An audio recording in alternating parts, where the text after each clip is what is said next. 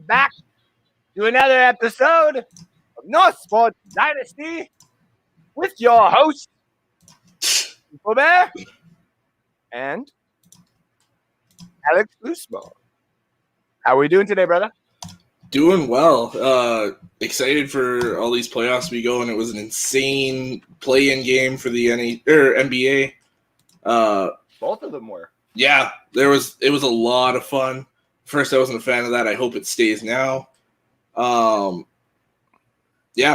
Just a lot of good stuff in the sports world this week. Hells yeah. And as you know, ladies and gentlemen, we are here to talk everything with regards to sports. But today is our very particular episode where we dive in to the nitty-gritty of our season predictions, what we think is going to happen for our 2021-2022 Tampa Bay Buccaneers and Detroit Lions. But before we get into that, we are just, obviously sharing across all platforms and stuff like that right now, as I am as well.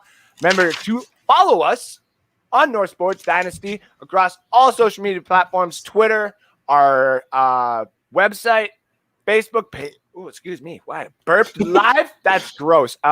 Live. Wow. Now that just got me out of the loop there. Facebook. Twitter, Facebook, our website, all the places that you can find North Sports Dynasty. And then you can also find me at Andrew_Faultbear. And then you can find Alex at Loosemore65 on Twitter. There you go. And then you can find us just obviously on Facebook as well. Yeah. So this is the episode.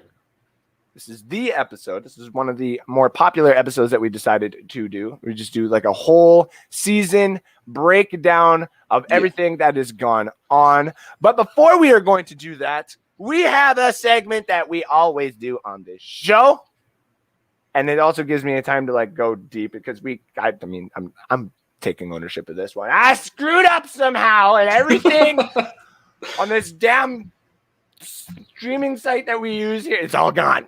I woke up and they're like, it's not here. And I'm like, what do you mean it's not here? So I had an hour to scramble and do everything behind me as well as everything here. So I don't have pictures or anything like that. This is, some Mickey Mouse production and I'm sorry. But we'll do better next week. We will do better. I will do better. Alex comes freaking prepared, sends me this huge flipping article this morning and his whiteboard's all pretty and done up and stuff. And mine looks like shit.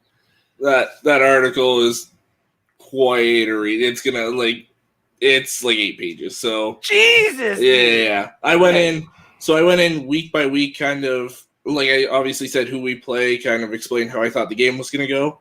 And then I gave a couple games every week of what I thought people should tune into. Damn. See, and this is something that I know I obviously should have done, but I didn't. Because I'm lazy. No, I'm just not. I mean, to be fair, you did the sleepers and all that for Dynasty, and I didn't. So this is kind of this is fair. This is fair. See, and this is what we do here. We are trying our best to put out as much content as we can. Obviously, we have work and we have kids. I just see mine. Alex has never met his yet, so but. Yeah. So before we get into our season prediction, Alex is going to get into the news, and it's going to allow me to do some shit behind the scenes for at least 3 minutes. So, Alex? Oh, it'll be more than that. Perfect. Alex, hit them all with the news, and let's get into it. All right. So we'll start off with the NFL, as we always do. So last week I said that Tebow was coming back. He's now officially back, signed a 1-year, $920,000 deal with the Jacksonville Jaguars to play tight end.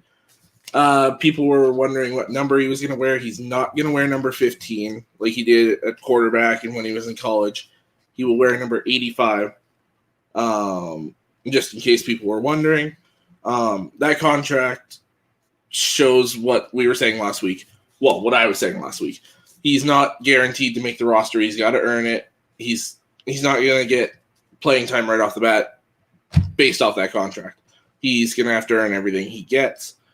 Ryan Kerrigan, who's been a pass rusher for the Washington football team for the last, I want to say, 8-9 years, something like that. They let him walk this past offseason, and he is now signed with the Eagles on a 1-year deal. Good veteran pass rusher. They've got some young guys there. he can teach Josh Sweat and those guys how to be a pro. I think it's a really good signing for them. Some Bucs news. So Bruce Arians was interviewed. Everyone seems to think that as soon as Brady's done, Arians is done. If you ask Arians, that's not the case. Right now, he has no plans to retire anytime soon, says he's not tied to Brady. He wants to coach at least through his 5-year contract that he has here. And he brought up that he really likes the idea of working with a young quarterback like Kyle Trask and seeing if he can win with him. So I don't know how much of this is actually what he's just saying and how much he actually means. But I guess let's just wait and see. Wow.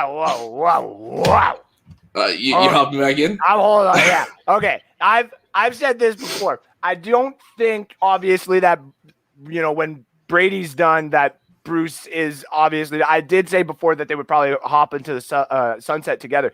It was way before they won the Super Bowl. It was way before the Kyle Trask decided to get drafted to the Tampa Bay Buccaneers. This guy now has the ability to play God and play Dynasty in his own right. And I'm going to make this Tampa Bay Buccaneers basically my dream child of what the Arizona Cardinals should have been.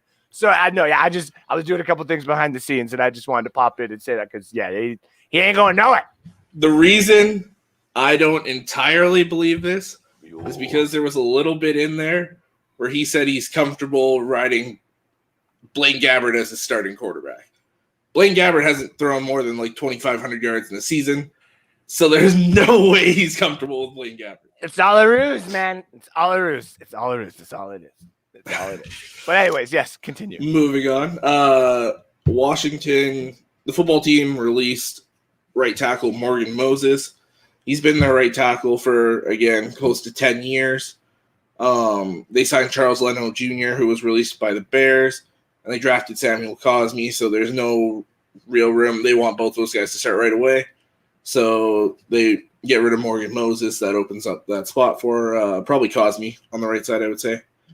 And then some Lions news. So they came out and said that they're going to run a 3-4 defense, which I actually am a huge fan of because of this defensive front. Sounds like your 3 defensive linemen are going to be Levi O at the 1 defensive end, Aleem McNeil at the nose tackle. So our 2 draft picks where I said we didn't need both D linemen, this was their plan. And the other defensive lineman will be Michael Brockers. So that's 3 really good, good 3-4 defensive linemen. And they're going to stick Aquara and Flowers as their pass rushing outside linebackers. I said that when they're in the base 3-4, they'll be outside linebackers. When they're in nickel, dime, all the subsets, they'll be hand in the dirt defensive linemen. And then the middle linebackers, you've got Derek Barnes, who we drafted this year, Alex Anzalone, who they got from the Saints, who they're really high on. And you've got Jelani Tavai, who's pretty much on his last chance. He's dropped about 20 pounds this offseason, looks really good. So there's going to be a battle there. I'm really excited. I think that's the perfect scheme for them. And excited that they're getting these young guys on the field right away. And then quarterback coach Mark Brunell.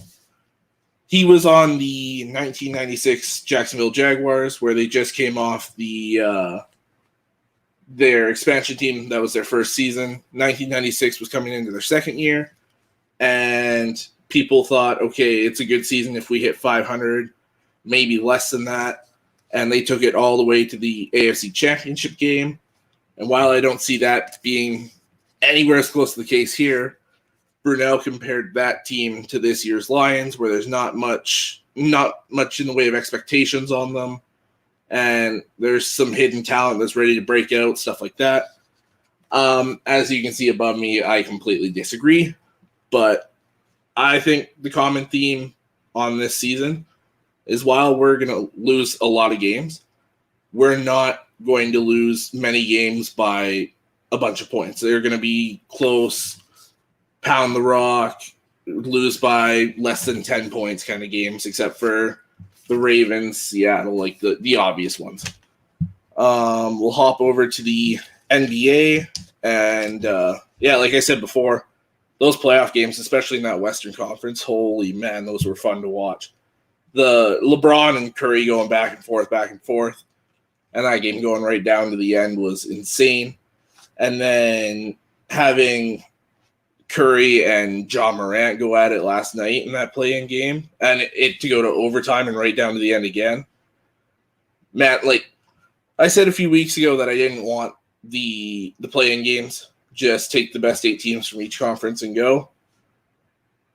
I think that changed my mind. Seeing those matchups where everything's on the line, I'm a huge fan of it. The Eastern Conference was okay. You are okay with a play-in game, eh? The way those played out, hell yeah. It's only because it was those were some of the most interesting games of the season. That's just this year. Next year, it's gonna be like Charlotte versus like Orlando, and then on the other side it'll be Minnesota versus. I mean, it'll be exciting for you, but Minnesota versus like Oklahoma, which would be exciting for us. Because listen to this. Okay, you've got these teams like the Lakers and the Warriors and stuff in the play-in game now. Yeah. Obviously, next year if they're healthy, they're not in those play-in games. So what happens then? Some of these teams like Portland, Dallas, maybe the Clippers, like some of these teams start to drop into that play-in game. You're 9-10 deep in the West. I was literally just going to say the East was okay. Like I figured Boston and Washington would be the 2 to get in. I think next year that changes with Charlotte and all that. But yeah, for me, you got to do that play-in just strictly for the Western Conference, man. Like that was so fun. Yeah. I just, you know me, I like my stats. If we say we're playing like 84 games, play 84 games. We don't need this 85 bull crap. And we don't need playoff games or play-in games for teams that have losing records. Well, losing records. That's why I'd be okay with the East just doing their best 8 and then the West doing play-in. But they're not going to do it that way, so give me the play-in in both conferences. And that I do agree with. I do agree with that. But I don't. You know my take. No team in NBA should ever get in with a losing record. Just like I think it shouldn't happen in the NFL either. No team should ever get in with a losing record. And that's the thing is it does. And it's so dumb. And people are like, oh, but it makes for really, really good games. Like we wouldn't have the Marshawn Lynch running an earthquake. That's a very, very, very good point. But that's only happened 4 times. And only one of those times that it caused an earthquake. And then they lost the next week. So don't give me that. So I mean, I get you. Well, and here's the thing: you shouldn't just look at the team by their record because the Lakers were a 7 seed. Yep. But talent-wise, they're the best team in the West because they have LeBron and Anthony Davis. So you've got to look at the whole season. Like to me, I've got on my preview, I got Chicago at 8 and 9 making the playoffs. Yeah. And that's a damn good team. It's just Justin Fields is learning how to be an NFL quarterback. You've got to look at the whole thing instead of just the record. That's true. Because, I mean, it's the same thing with the Jets in the playoffs there, too. Or not the Jets, sorry. The Lightning in the playoffs there. They just got Kucherov. Kucherov just decided to, like, I'll just wait until game 1 of the playoffs. And then I'll come in because there's no cap. Blah, blah, blah, blah, blah. Like, hey, I don't agree with it, but you did it. Like, congratulations. And now you guys are steamrolling. Last time I saw, I'm going to pull up the bets here. As you guys can see from the ticker down below, I updated the bets. I even added a little caveat there at the end. I'll wait for it to roll in. Oh, yeah, I made a good bet there today. I thought about it. I debated hard. I was like, maybe Florida, but no. So, there's the record. Bad last 2 days, but all of May, if you go to NorthSportsDynasty.com, I actually updated the betting lines or the betting page. And I put a couple of graphs in there just so you can see exactly how well we've been doing. And May was all like this. It's all up. There was no downfall. I even have the book right here. There's a certain part of May where it is literally just money. There's just literal money. And it took a while. And I even told Alex that. It was a hard grind. And I even said that bad days are still going to happen. And that's what I put down at the bottom. Well, it's sports. Anyone can win any day. Like exactly. And the day that the first bad day that I had there, that was 2 days ago. Yeah. So May 20th. Yeah, May 20th.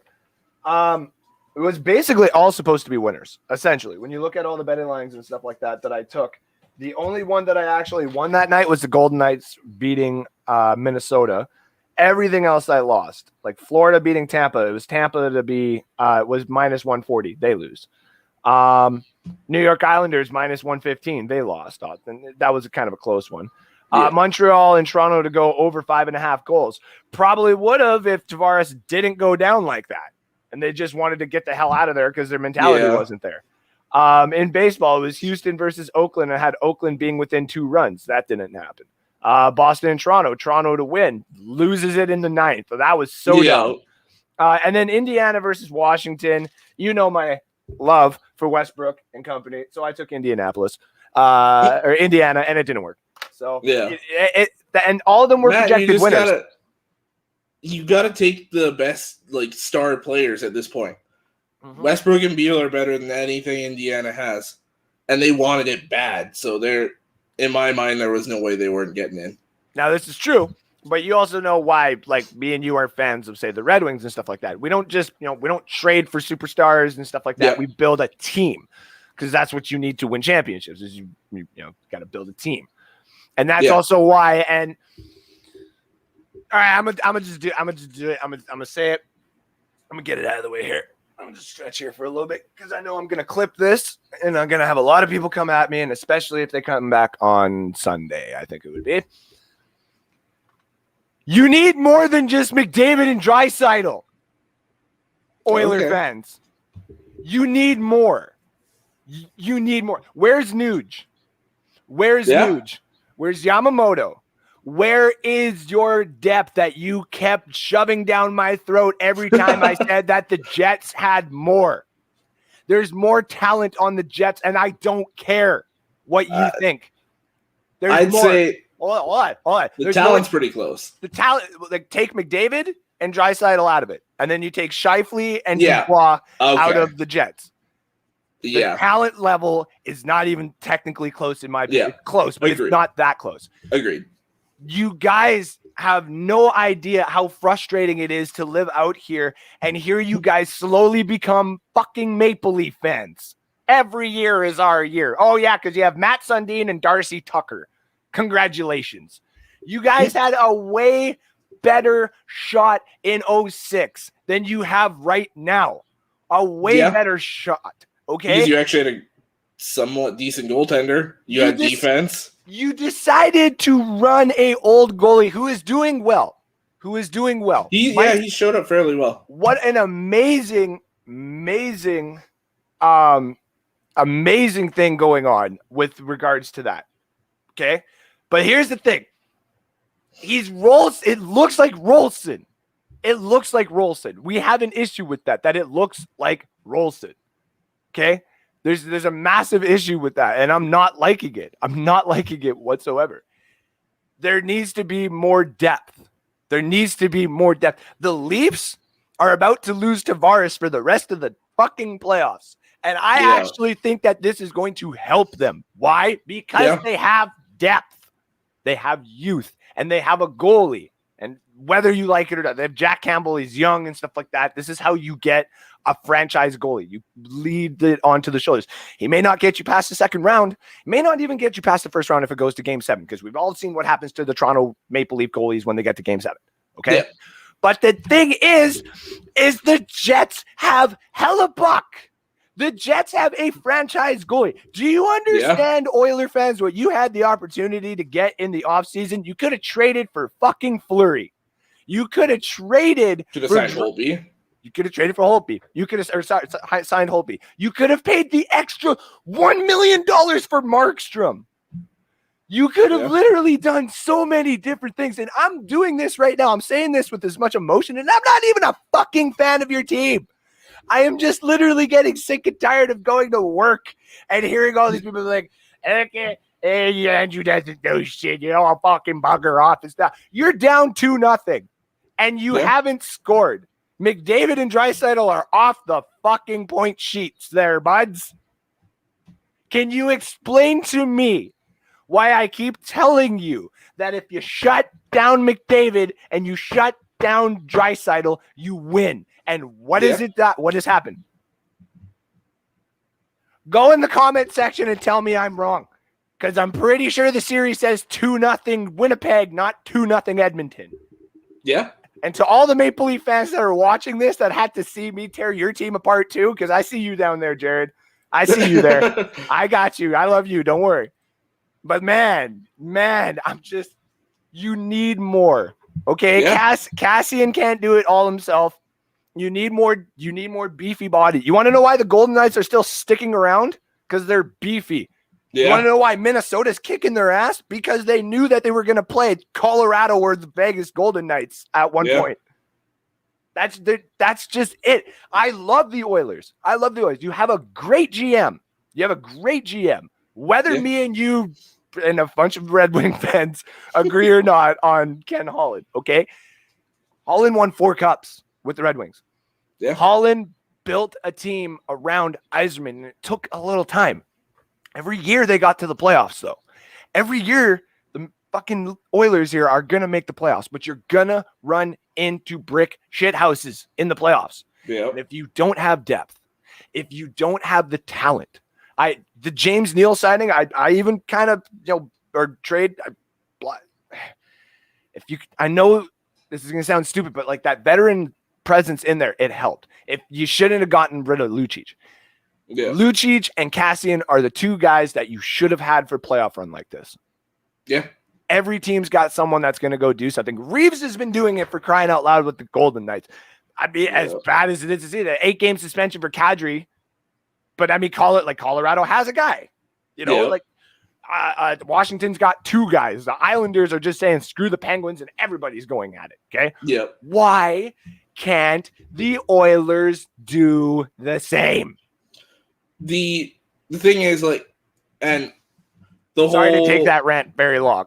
No, that's fine. The whole thing there, in general, I agree with you. And it's the fact that, and I think it's Holland has to remold this team. It's been built for so long as a finesse team, which wins you games and scores you goals in the regular season. But when it gets to the playoffs, this is why the teams like the Bruins and all that do so well. Because you have to get physical. You have to be mean. You have to be nasty. You have to go to war down there. And the Oilers just are not built for that right now. No. And it's not like, here's the thing. I love all the Canadian teams. As much as I shit on Calgary and stuff like that, if they actually did go to the finals and stuff like that, it's like, yeah, okay, go Flames. Like, especially if you're playing the Ducks or the Penguins. Like, fuck them. Yeah. But I can't, it's hard to sit here and start to see fan bases and stuff like that start to become like the Maple Leafs. And that's the thing and it's not subjecting like Jared or any of like our fans of the show to those like Maple Leaf fans out there. Even Jared knows like, okay, guys, can you just shut the hell up so that if we do get to the Final Four, it's like, okay, this can be our year. Yeah. We as Red Wing fans knew back in the day and stuff like that when we were playing the Boston Bruins, our last playoff run and stuff like that. We had no business even being in the playoffs, and nor did we even have business beating them 1 game. The Datsuk goal was the highlight of that game, and I think it was actually literally the only goal of that game. Yeah. Like that's the thing is we know when our teams have a chance, and we know when our teams don't have a chance. And yes, when you have McDavid and Draisaitl, you always have a chance, right? So, yeah, and that's the thing. Same thing. Yeah. We're not shitting on our teams because we want content or anything like that. We're shitting on our teams because we know that our teams suck right now. Yeah. That's the way it is. Our Red Wings aren't going to make the playoffs for another 2 or 3 years. That's why I made that post on Facebook, guys. Our team sucks right now. But you know what? We understand that. And I'm not going to come around and say every single year, oh, we have a shot. Oh, we have a shot. No. We'll have a shot at the playoffs in 2 or 3 years. Yeah. Not next year and not the year after that. So stop saying, Oiler fans, that when you're playing a real team that almost went to the Stanley Cup Finals before, that you actually have a chance and stuff like that, and that people like me don't have a fucking clue what they're talking about. I have a sports show.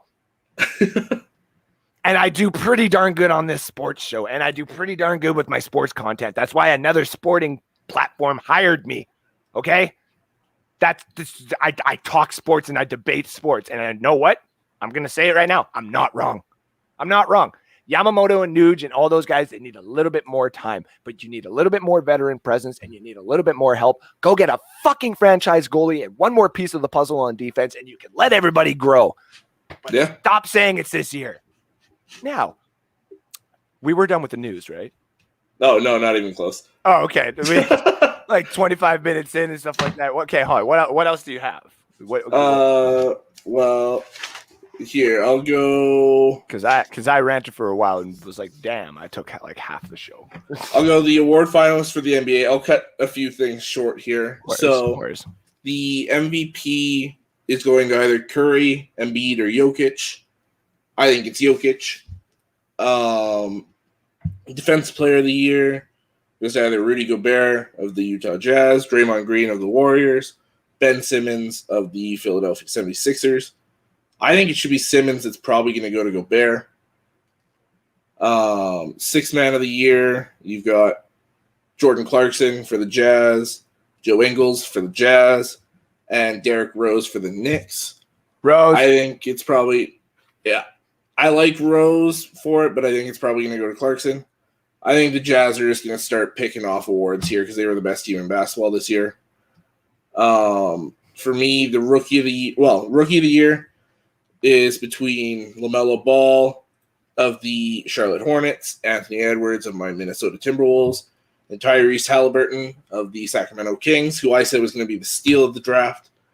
To me, personally, I might be a little bit biased. I would say Edwards just because Ball got hurt. Had Ball not got hurt, he wins it easily. What I actually think is going to happen is they're going to go with co-rookie of the year with Ball and Edwards. Oh, God, don't do that. It's probably going to happen. No. It's probably going to happen. I would hate that, though. Like, I do agree it should go to Edwards, but man, that's not nice. It's not. Yeah. I don't like that at all. Most improved is either Jeremy Grant of the Pistons, Michael Porter Jr. of the Denver Nuggets, and to me, the clear winner is Julius Randle of the Knicks. I didn't. To me, it's not even close. Yeah, Julius Randle for sure. And then Coach of the Year, Quinn Snyder of the Jazz, Tom Thibodeau of the Knicks, or Monty Williams of the Suns. I say give it to Tibbs. Tibbs, yeah. Rebuilding that Knicks team, bringing them to the playoffs. Most people thought they were going to be one of the worst teams in basketball this year, and they're the 4 seed. So too much attention on them, though. I don't like. That's just me. Well, then do you go to me? Snyder's the only one that's really not being talked about here, because what Williams has done with the Suns is amazing as well. Very true. And I forgot to mention this up here. How is Chris Paul not in the MVP race? How is he not one of the 3 finalists? Wait, what? It's Curry, Embiid, and Jokic. Well, Curry can't be in there anymore because he didn't make the playoffs. Jokic is not injured. Okay.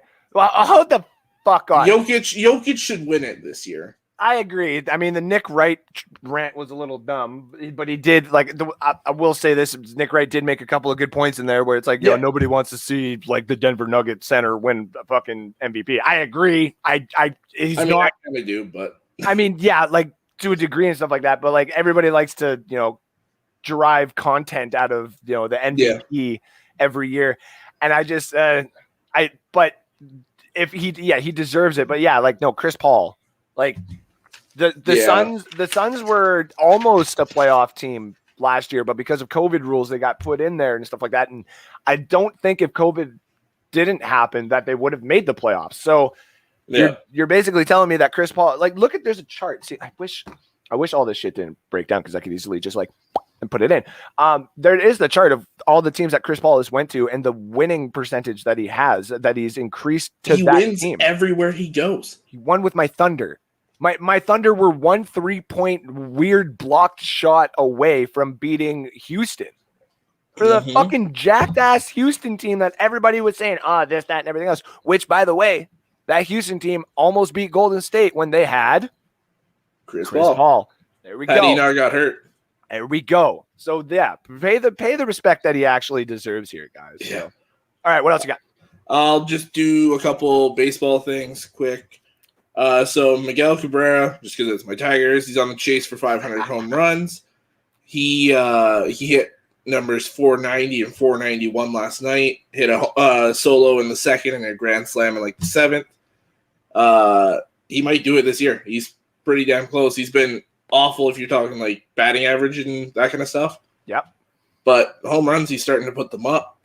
The Braves are the first team to hit at least 7 home runs and 2 grand slams in the same game.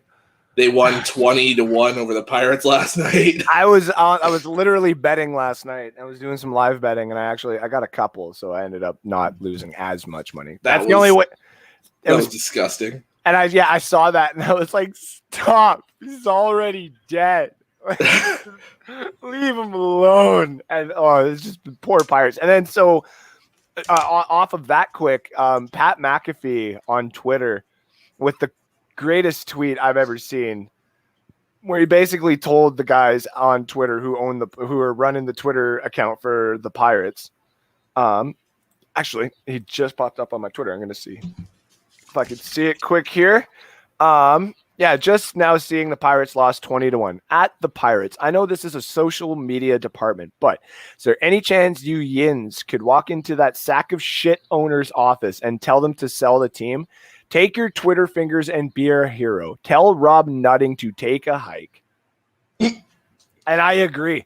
I'm a diehard of the Pat McAfee show.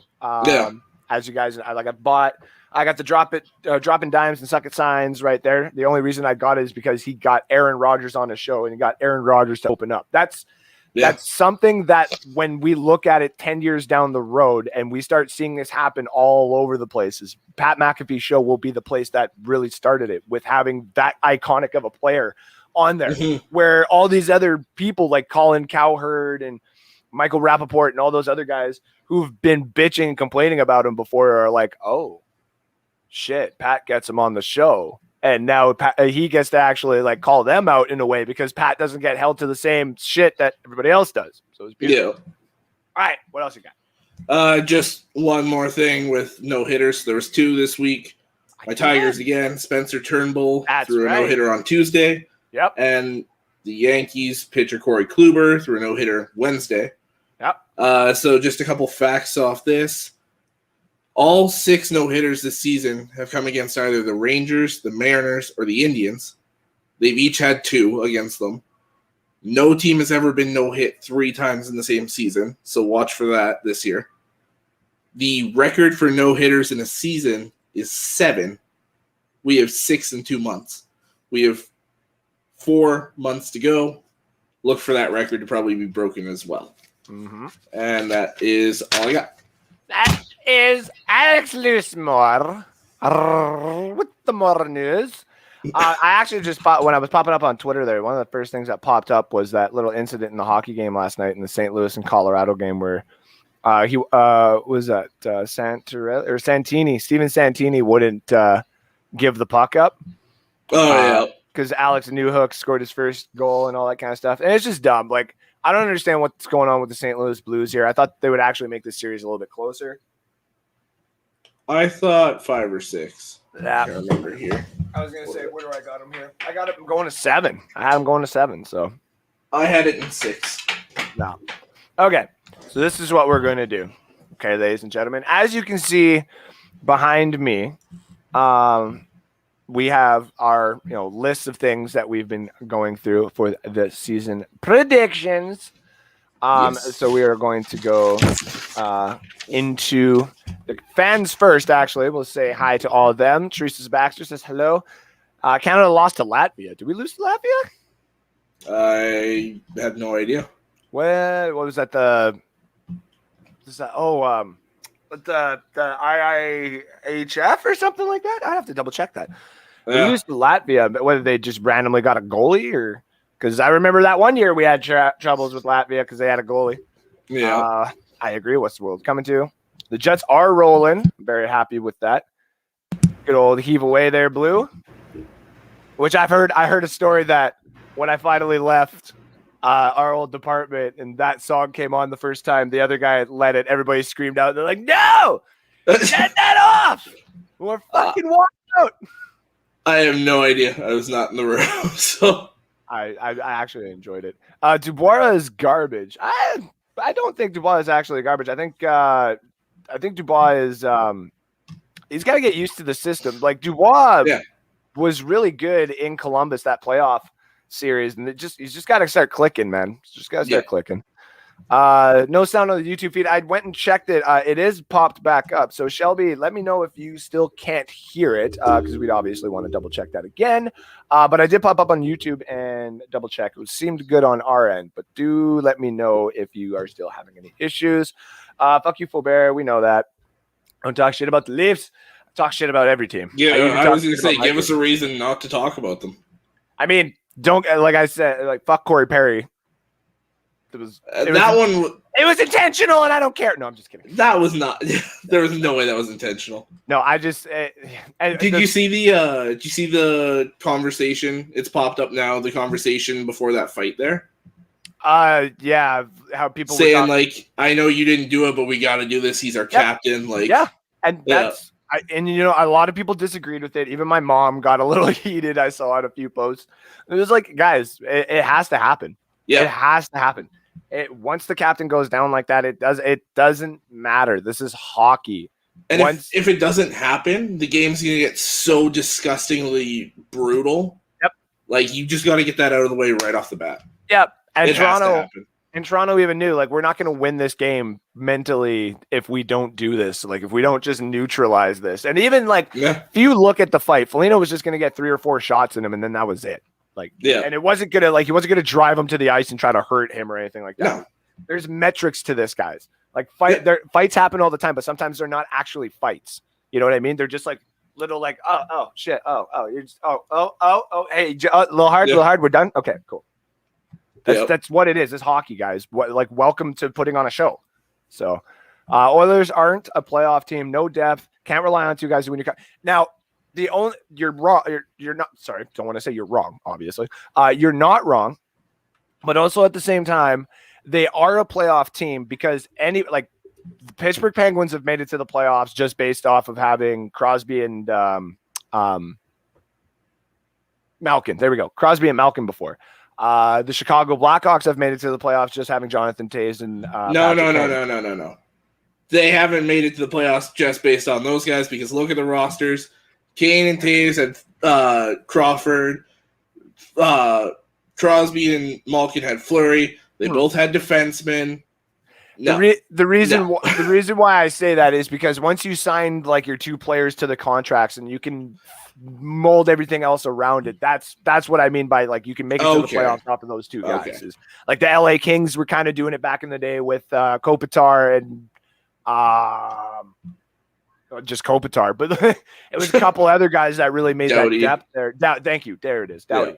You know, once you have that kind of going, that's what it goes. So you're not wrong, but teams can make it to the playoffs off of 2 really perennial all-stars. It's just, if you there's a difference between being a playoff team and a championship caliber team. Yes. The Oilers are a playoff team. They're not a championship caliber team. Mm-hmm. They can be. If it all starts to click and everybody played to the top, like, ability, like any team, obviously. Everybody played to the top ability of what they could do. They could definitely be, because they have Mike Smith and he's, an Olympic goalie and this, that, and everything else to throw it in there. But the problem is he's old. It's the same thing with Nuge. Nuge can't deliver the hits that you want to, and you can't ask McDavid to deliver the hits or Draisaitl. And all these other teams are laying out the hits. So welcome to the playoffs, right? That was a rant. Yeah, like I said. But diehard fans don't want to wait for a rebuild. This is also true, but some diehard fans also understand. Like me and Alex understand. But hey, Holland paid our guys after they won these championships and knew that when the decline was going to happen, it was going to be hard to deal with. But it was like, thank you for this championship run. Thank you for getting us out of this 65-year slump. Yeah, and you do right by your guys. That's how you do it. And yes, we don't want to wait for a rebuild, but we won all those championships. So to me, I'm fine with a few years of being below average. And if there's a way that we can stay consistent like we did before, like 25 years straight playoffs and stuff like that, like it would be great to do that again. But we know that it's hard to do. And what we did before was very difficult to do. So mini sticks in the house. I got my mini sticks actually. Hold on. See if I can. They're just a little out. But I got all the mini stick collection, which is beautiful. The least improved is Eric Bledsoe. Yeah. I mean, I've talked to him about that a lot of times. He's not a fan of Eric Bledsoe at all. There was a team here in baseball. They were called the Trappers, and then they moved to, I want to say, Vegas. The reason I know this is actually my supervisor actually wore a hat, and I called him out on it. I was like, you know me, I'm a sports guy. Where did that team come from? Like, that's the old baseball team. And I'm like, oh, that's cool. And I mean, it's hard to play baseball up here. Mike would know that you're kind of from Manitoba, but it does get a little bit warmer, say in Winnipeg, and you probably can, play a baseball game there. Edmonton, it would not be that easy to have a baseball team all year round unless it was domed. So, yeah. And it's the same thing like in Toronto, right? So, 2-0. It's the World Championship. Okay, that's interesting. Interesting. I mean, Abelcater's. I want to see Canada's roster before I. Abelcater's on the top line. That's enough. Oh, okay, yeah. Yeah, I looked at that roster. I was like, the goalies are good, but it was actually did it on purpose. They then if Perry did it on purpose, then draw. Oh yeah. No, absolutely. I know. Yeah, but no, I know he didn't do it on purpose. I just make that joke because I hate Corey Perry. So as a Canucks fan, as a Canucks fan who was murdered by the old Hawks, they had other guys, Hossa, Sharp, Keith Stewart. Yeah. All losers. I mean, yeah. So some teams are built off of like the 2 to 3 players and stuff like that. And yeah, those guys did have those, those players that you have said there come in. I mean, your Vancouver team as well, like Burroughs and Kessler and Biekska and the Sedin sisters. And I have to, I'm sorry. There was a couple other players, Luongo and stuff like that. It was a good team too. Like Corey Schneider when they had both. Yep. Eddie Lack when he was in there too, being a backup. Yeah. Sometimes those teams just need like a couple of pieces, but the problem is like rosters, and sometimes the guys are like, oh, I could make more money somewhere else. Like Patrick Maroon. If Maroon stayed on the Oilers a couple of years ago, this roster would be good. Like it really would be. My Hawks are rebuilding. So breaking news just came out. Uh-oh. Not only does John Tavares have the concussion, but when his body gave out and he went back, he suffered a knee injury.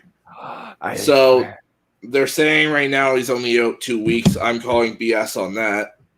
I don't think he plays again this playoffs. No, he's out. He's out. Oh, that sucks. I kind of figured too, because when I saw him go back, I was like, that's not nice. I was like, oh God. Yeah, I don't like that at all. Yeah. And I was just gonna put this in there too. Yeah, you didn't have to. I know. I'm sorry. That's what the show is, though. It's all love here, of course. Always love, and that all the hate on the Red Wings is always welcome too. You know what I mean? Yeah. Like we do have Daddy home and stuff like that, and he is definitely taking advantage of what he did in the past. Like we are not bringing up the Red Wings. What did you think of that Blashill extension? I saw your tweet where it was just all. Purposely left it off the show. No, I'm bringing it up. All right, I understand why. It's not a bad signing. It's not, because if we're gonna go grab a major head coach that's available, or a new upcoming one, you would want to see some promise first. You don't want to have a Buffalo issue, and you don't want to have I can't remember the other team there, but you don't want to have those type of issues. Even the Oilers back in the day, you know what I mean? You don't want to have that issue. And I agree. I'm okay with it for a year. If it's 2 years, it's just because we're still not ready. But I think it's going to be 2. Yeah. And if that be the case, within that timeline, we're going to see Sider, we're going to see Veleno, we're going to see Raymond, we're going to see Berggren, we're going to see the other guy they signed from Finland there, Vito. We're going to see Vito. We're going to see these guys that we've wanted to see, which is going to be nice. But we're probably going to lose Svechnikov here soon. I don't think we can keep him away from Seattle. No, I think that's where he's going to go. Yeah. I've been projecting him, or even, this is going to sound weird, but I have thought maybe the Red Wings to make a deal with Seattle where they do take Bertuzzi because of the RFA, and him going into the What is it called? Why did I just lose it? Where you arbitration? There we go. And going to arbitration and stuff. So I think I don't think he necessarily wants a player. I think he wants to play for a contender. And I think if he gets exposed to Seattle, they bring him in and they say this could be a contender like Vegas is. So just hold up. Are they allowed to do that this time around? Not. That's the reason why I'm a little hesitant. I thought that was a thing that they couldn't do that kind of stuff. Maybe if they did like a RFA, like if they signed him first and then maybe, I don't know. Yeah, we'll have to double check that. But yeah, like we are just getting into the nitty gritty of our Seattle Kraken expansion. Yes. Which we are going to have a nice episode about it. And the night that it happens, obviously, we will be giving away a Seattle Kraken jersey to the person who can name the roster the closest. Yes. And we will do our best, obviously, as well. So we're about 46 minutes into this show, and we haven't even touched on what we were going to talk about because we talked about hockey a little bit, which is nice. But we're going to get into our football predictions. So on our whiteboards here behind us, we have done our 1.0 predictions. They are literally based off of current rosters right now. So to put that into perspective, that means Deshaun Watson is still a Houston Texan. That means that Aaron Rodgers, is still a Green Bay Packer, and everybody else who is signed to the current rosters that they are. Julio Jones is not traded or anything like that. So this is what we base off of what we have for the year. So before I get into the Bucks, we are going to get into a little bit of Alex here because he does have his Lions, as you can see, right there. I'm going to point as best as I can over.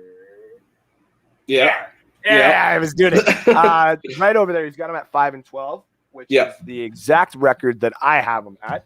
I think we both can agree that giving them 5 wins right now might seem a little much to some people, but I don't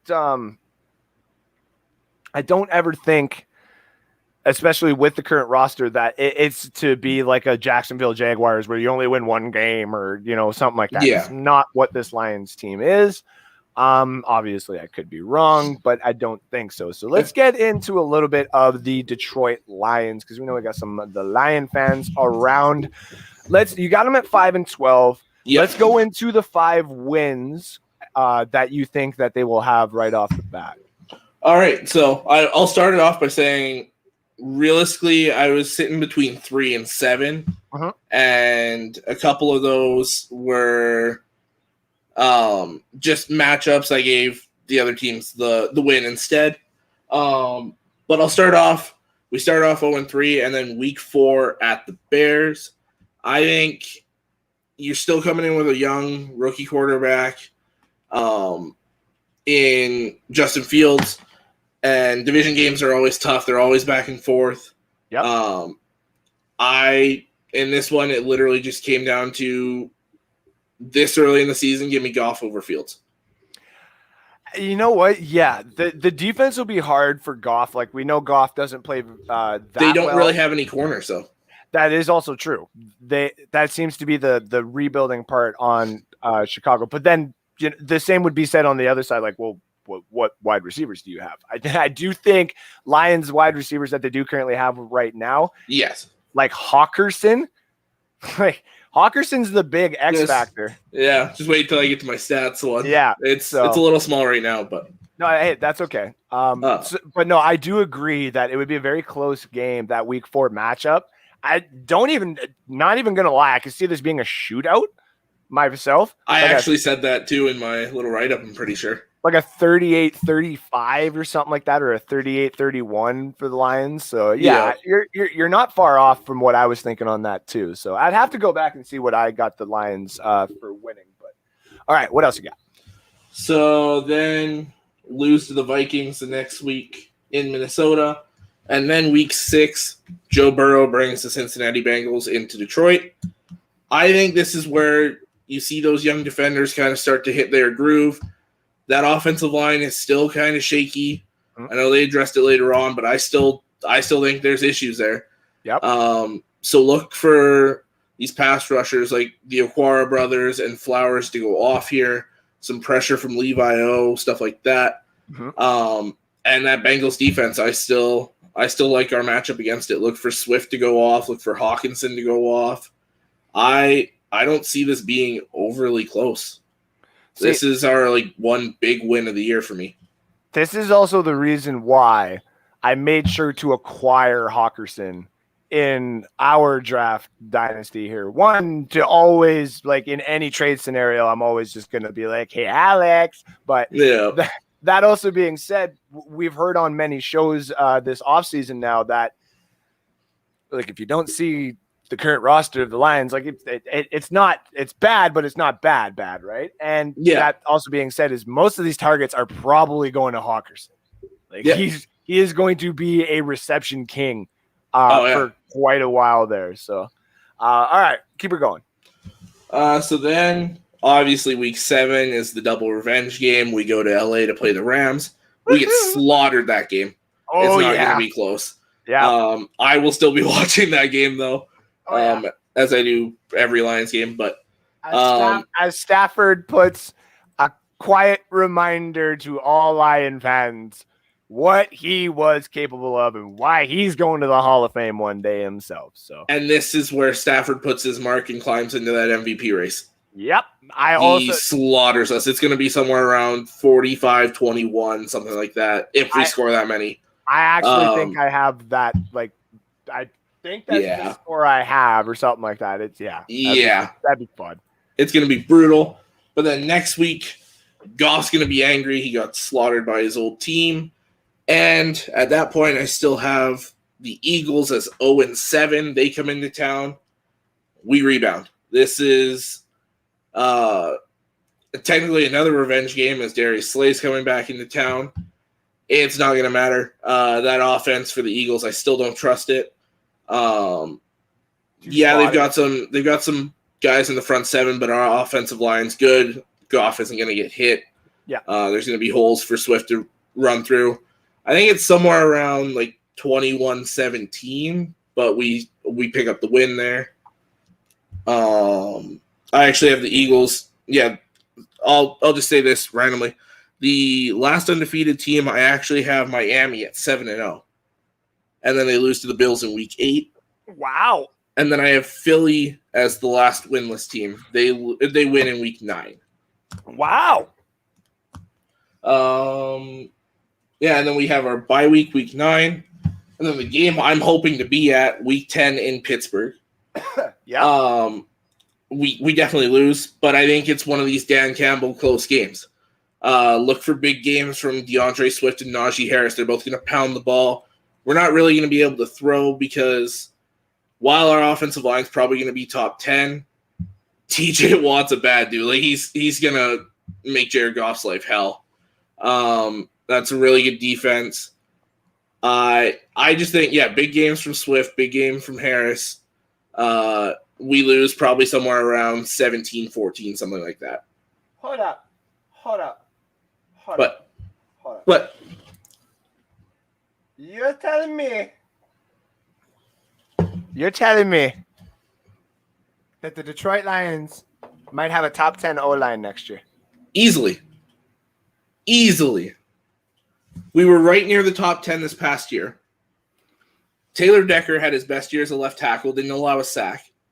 Frank Ragnow's one of the top. I'd go 3 centers in football behind Kelsey, and I'd go Ryan Kelly from the Colts. Okay. You've got a good young guard in Jonah Jackson.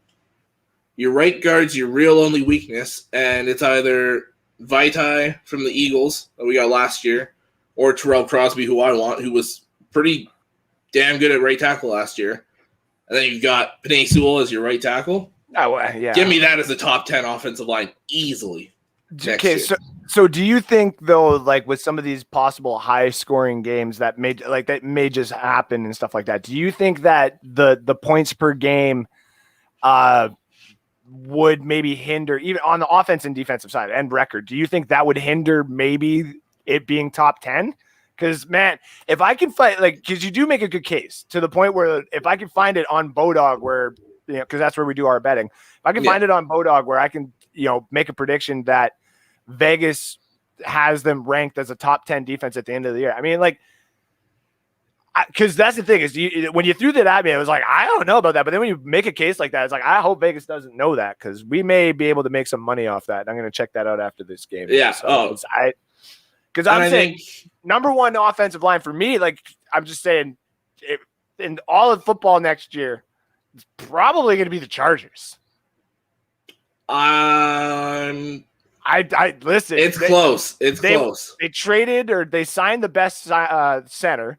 They traded for another great offensive lineman, and then all of a sudden you drafted arguably like our love for Penei Sewell was awesome, but like our also love for Rashawn Slater was like damn, and he just falls to the Chargers. Like what in the actual fuck? So you're just giving Herbert this core of like men to protect him, and like it's like guys, guess what? We own this $7.5 billion stadium. We're gonna share it with the Rams. Who the fuck cares? We'll be everybody's fan base. Yeah.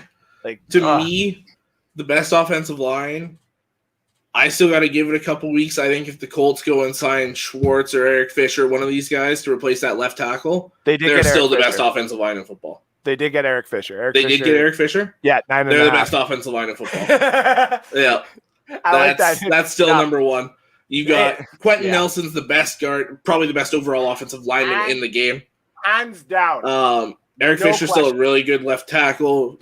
Ryan Kelly's one of the top centers in football. Yep. Braden Smith is one of the better right tackles in football.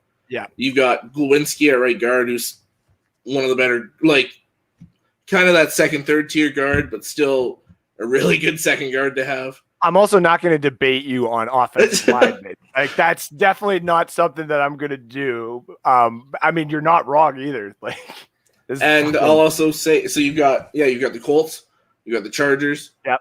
The Bucks are right up there. But after that, like those are your top three. Yep. And then the rest is kind of there. Like to me, the Lions could easily slide into that 4 spot. Oh yeah. Okay. And I mean, like Dallas, if healthy, slides up there. The Chiefs. Yeah. Chiefs, yes. Chiefs for Chiefs sure. is up there. Oh, Patriots is always going to be up there. Yeah, okay. Well, yeah, like they did just spend way too much money too, so. Yeah. Okay. All right, what else you got? Okay, so Week 10 is that close loss to the Steelers. Week 11, we back-to-back road games against AFC North teams. This week we go to Cleveland.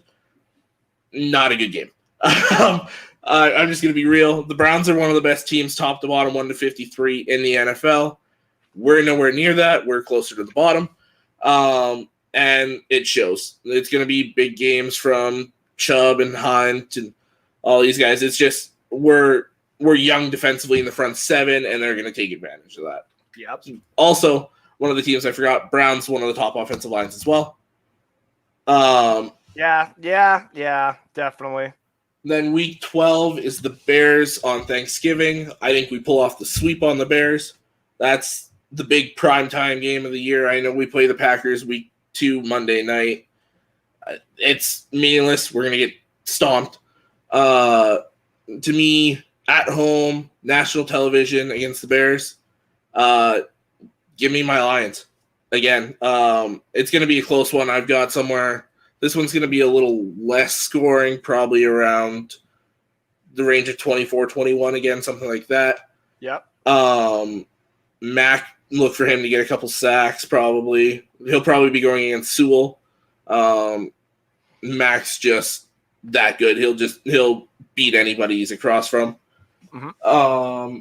And then week 13, we've got the Vikings at home. That's my other win. That's my last win is the Vikings. And in my write-up, I said for that week 5 game that offense is too much for us to handle right off the bat with Jefferson and Thielen and Dalvin Cook and Irv Smith at the tight end. It's going to be a little much. Mm-hmm. In week, 13, these young defensive guys have had their chance to grow. They're getting their swagger in that system, that experience. So give me the Lions in that game in a really close one, something like probably I'll go like 17-14, something like that. Like a low scoring one, yeah. Yeah. And then I actually originally had the Vikings as the loss and the win at Denver, Mhm. but then I changed my mind just because Denver's normally pretty good at home. It's the cold weather game. I think realistically Denver's a quarterback away from being a Super Bowl contender. Yep. So against that defense, it's going to cause us fits. So I put the loss there. Lost to the Cardinals at home. Cardinals are pushing for a playoff spot. I actually have them in the playoffs. So they're going to be firing on all cylinders. Give me the Cardinals there. And then we go at the Falcons, week 16. Yes, I know we beat them in Atlanta last year, but we don't have the fourth quarter magician that is Matthew Stafford. It's an Atlanta Falcons team that's better than it was last year. You've got a few more pieces. If Julio Jones is healthy, because he wasn't really then, Matt Ryan has more offensively to deal with or to work with, and that defense is going to be better than it was last year. So give me the Falcons in a close one. That's for sure, yeah. The Seahawks in Seattle, week 17. As I said before, that's one of those blowout games. Somewhere around the score of like 35-10, something like that. Seahawks are fighting for that last playoff spot, so they've got something to prove. At this point, we're already eliminated mathematically, so give the Seahawks that win. Gives you a better pick. Yeah, so at this point, going into week 17 at home, or week 18 at home against the Packers, I think it was somewhere around like 6 or 7 in the draft order. The Packers playoff spot isn't, like, seeding wise isn't locked. So they play for the first little bit. They play their starters till half. I think they get up easily by 2-3 touchdowns by half. Pull their starters. We keep our starters in. Ends up being a close one, but we lose. But in week 18, I have Deshaun Watson pulling off some magic. He beats the Titans. 1 pulls the Titans out of the playoffs. Yep. And 2 pulls the Texans out of the top 5. They slide down to 6. We crawl up into the 5th pick. Nice. And then all of a sudden you would get, a chance to obviously get the quarterback of your dreams, unless obviously there was a run at him, which then Thibodeau would be there. I'll go off my stats here. Yeah, I think we keep Goff. Oh, okay. Goff shows us in a couple games, like the Eagles game, Bengals game, Steelers game, maybe even, that he's our guy of the future. He's still young. He's like 25, 26, something like that. So we can build with him. I've got Goff throwing. I put 4,200 yards. I'd probably go down to 4,000 now that I think about it. But I've got 28 touchdowns, 16 interceptions. That's kind of where he normally sits.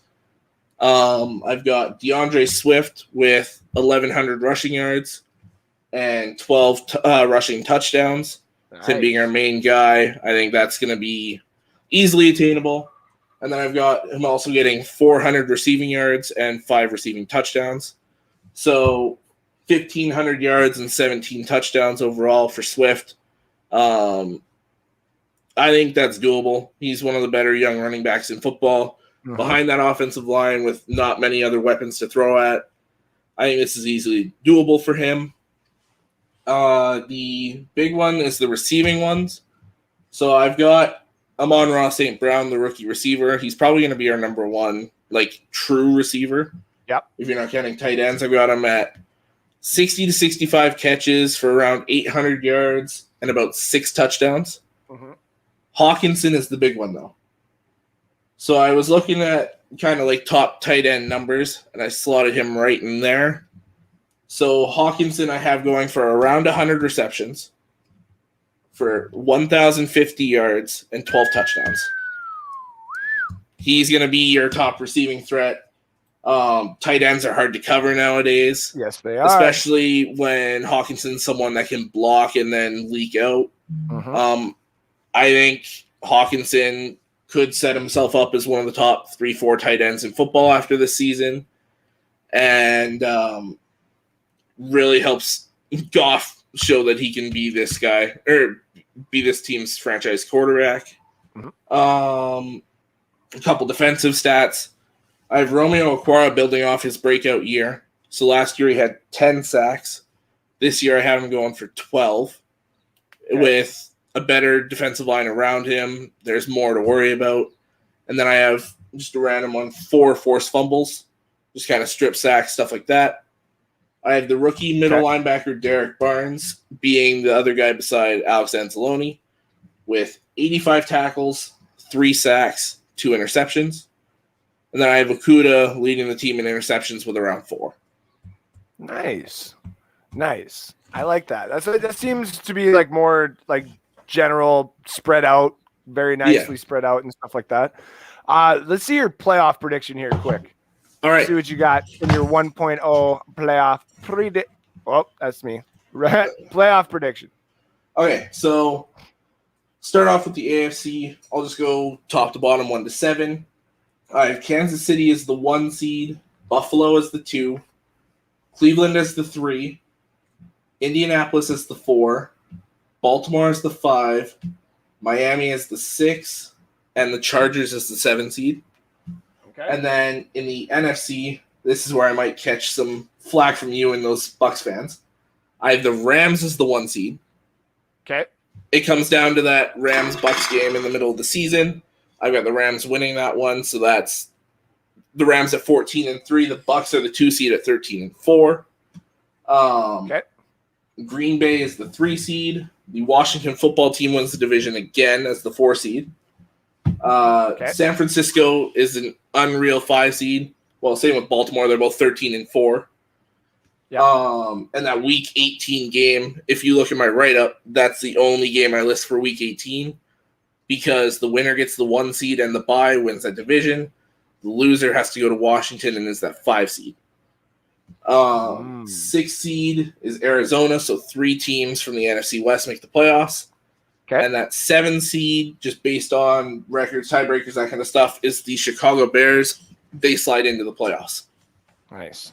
So I'll go to the next round. I have Baltimore beating Indianapolis. I have Cleveland beating Miami. And I have Buffalo beating the Chargers.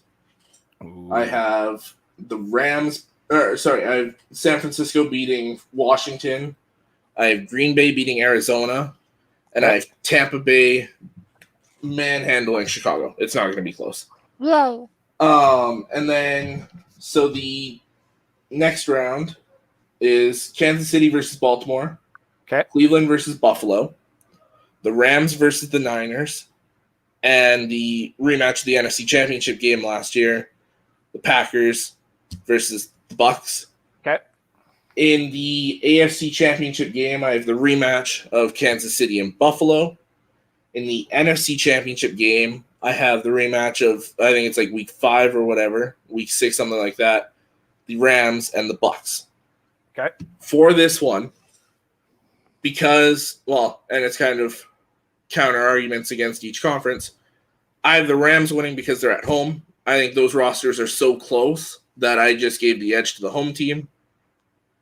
And the AFC, I have the Bills beating the Chiefs this time. Ooh. I could be totally wrong, and it could be Kansas City, Tampa again. It's probably going to be that. Yeah. But I want something new.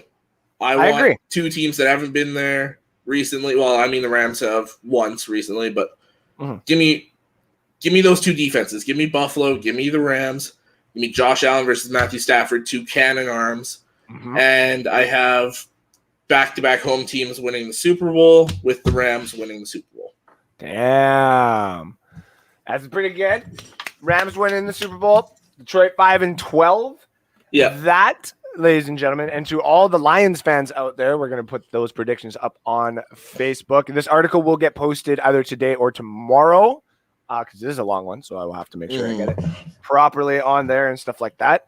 But yeah, we'll make sure there's a lot of Lion fans out there who are going to put their opinions in there and see what they think as well. A couple of quick comments here for you. Misador says, sweep the Bears. Lions can barely sweep the floor without a struggle. I mean, yeah, but I think had you had a decent veteran quarterback in there, I think this first year, Fields, he'll look good, but he's probably going to struggle a bit. And I think outside of Allen Robinson, there isn't much on that offense. While that defense is still top-notch, like I said before, they don't have corners.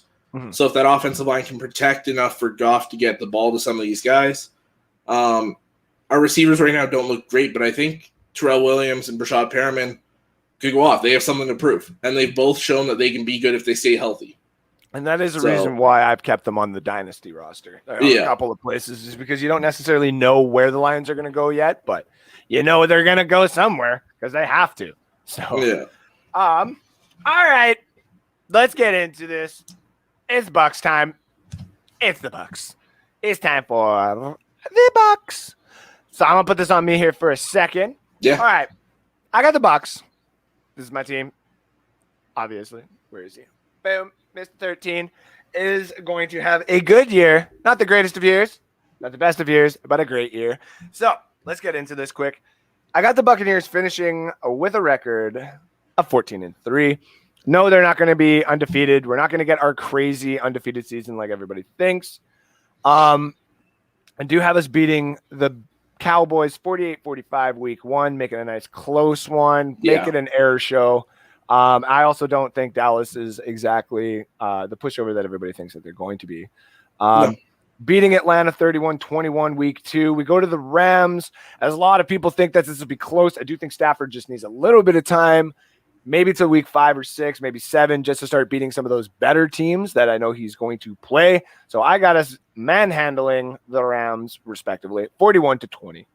And then week 4, because we had that manhandle and it's looked so good for us, we go to the Patriots. And this is where I'm going to get a lot of flack from a lot of Bucs fans. Our first loss of the season comes to the Pats, 28-24.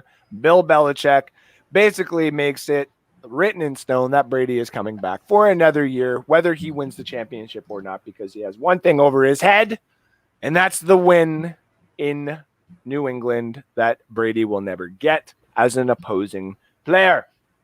Week 5, we beat the Dolphins 35-13. That's an easy one. And then we go into Philadelphia, win 31-14. We go against the Bears. They hold us close to the end, but we still come out on top 24-10. And then this is where a lot of people are going to be like, what? Week 8, right before the bye, we go into New Orleans and we lose a close one, 38-31. Why would we lose to the Saints? They have nobody. Jameis Winston. I think all year, it's his revenge game. Yep. I think all year Taysom Hill is getting the starts. I think he does respectable in some games, and he starts showing why he was a utility player in most games. They give it to Jameis Winston. He shows what he did in the playoffs, where once you get in there, they don't necessarily know what he's going to do, but they know that he can do it pretty well. So he gets the win. And then all the fans come at me for the next little while, and fuck all of them.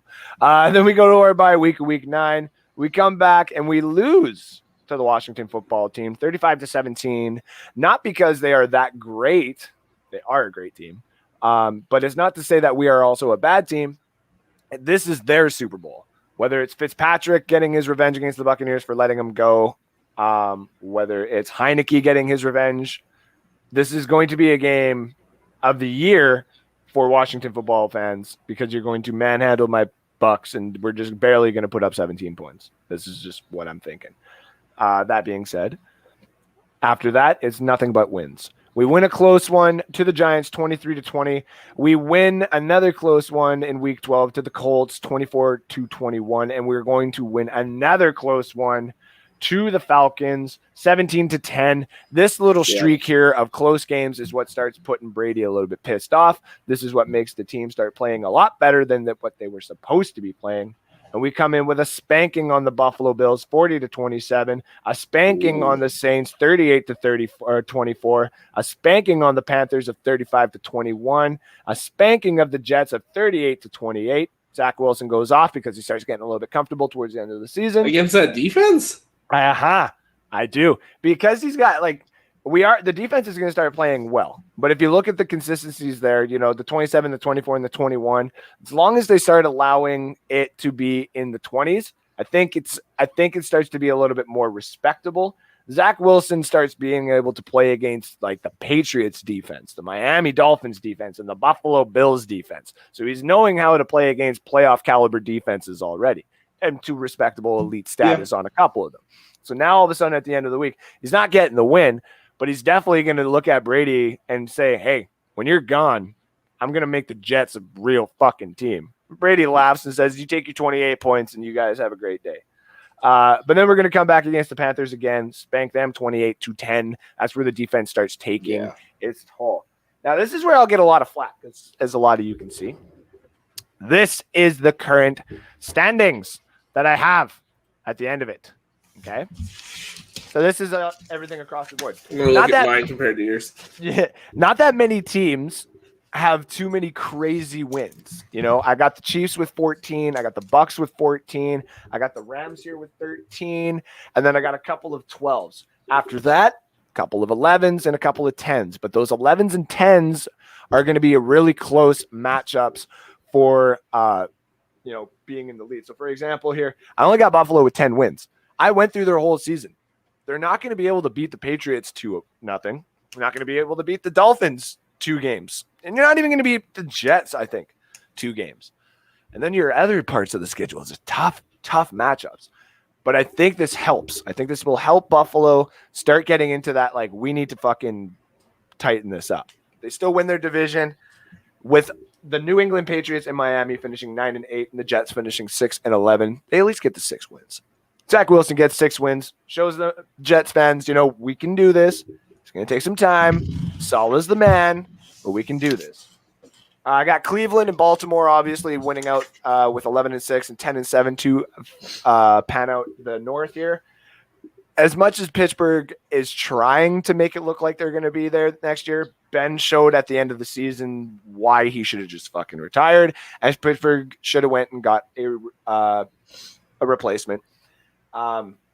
Burrow gets his 6 wins. He just needs time as well. Get back from the injury. The team needs to build up a little bit more depth and players, and they will be fine. Indianapolis at 11-6. Here's the big one. Everyone's going to give me shit for this one and be like, what the hell are you smoking when you made this? I did say Deshaun Watson is still a Houston Texan and all this. Did I not?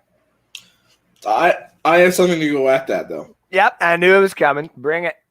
Deshaun Watson was the starting quarterback for them last year, was he not? Uh-huh.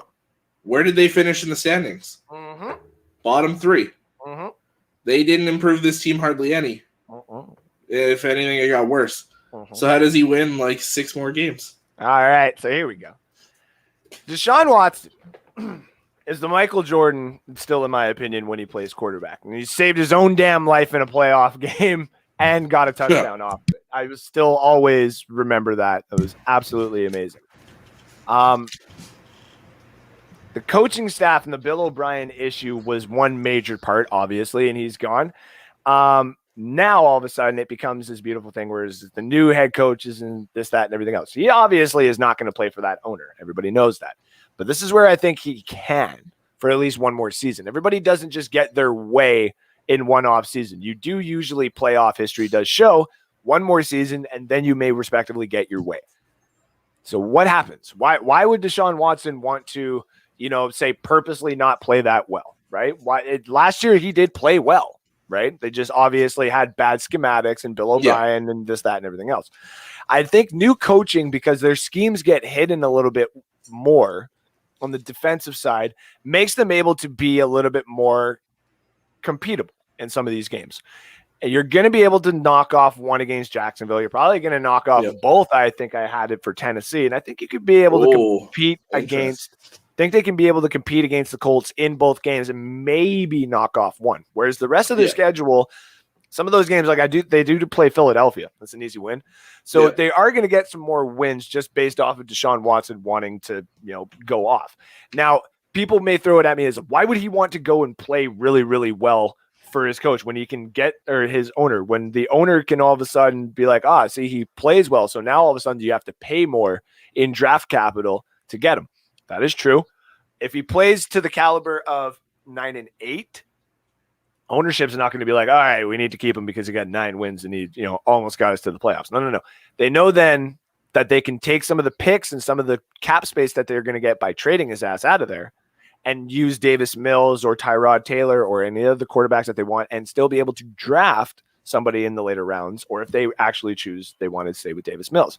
The point of this is he doesn't need to go off and be elite. He just needs to gain a few more wins that he knows he can himself if the team does get a little bit more. Like, you got Mark Ingram. You do have a really good left tackle. The defense is still absolutely atrocious. This is true, but they do have some people in key positions that could probably get those key, stops at the key games. So yes, whereas I do think it is a farce right now to suggest that Deshaun Watson and the Houston Texans can go 9-8.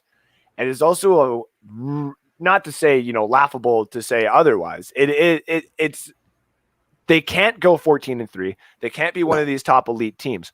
They can stay right in the middle of the pack, because we've even seen other teams like last year with the Oakland Raiders and the Denver Broncos and stuff like that. They have teams, but no quarterback. Imagine having that elite quarterback, but no team. It's kind of what you just have with the Houston Texans. So, yeah. I was just setting you up for that. I have them at 7-10, so I'm not much. Yeah, different. I know. And then to finish it out, I got Kansas City 14-3, 12-5 for the LA Chargers. Denver, 8-9, same thing like I was talking about. They got a really good team. They just need the quarterback. Yeah. And then the Vegas Raiders. Many people may be like, Andrew, Derek Carr just needs a little bit more than what he already has. I'm sorry. Yeah. Now that's the other thing, but I like that. Be 9 to 8 months and days. That's true. The other side of it as well is this is also the predictions, just assuming that all players right now on rosters are playing. So whether it is, that he does have court dates coming or anything else like that, this is just suggesting that he is there. Because when we get to the 2.0 towards the end or to the start of the season, we'll actually have more on if he's playing or not, and we'll be able to make a better prediction. Yeah. So going to the NFC quick here, though.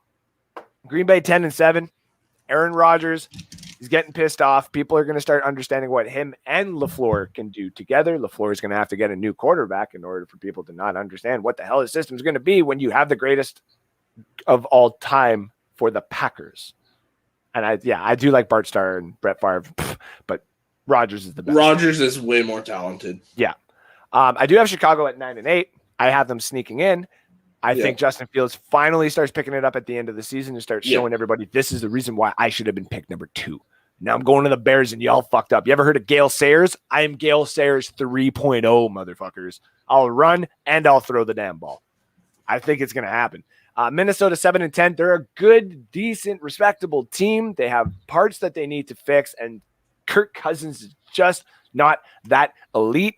And then when they have this miss of the playoffs, you can easily let Kirk Cousins go, respectively, and bring in Kellen Mond if he actually shows that he can be the next Bledsoe that I think he probably can be. And then, of course, I got, your Lions at 5-12 like you do. I think I actually had them, winning some of those games that you had as well. And we'll have to compare those after the show. Yeah. This right here. I know a lot of people are like, well, Washington can win 12 games. And Dallas, you got them winning 10 games? Yeah.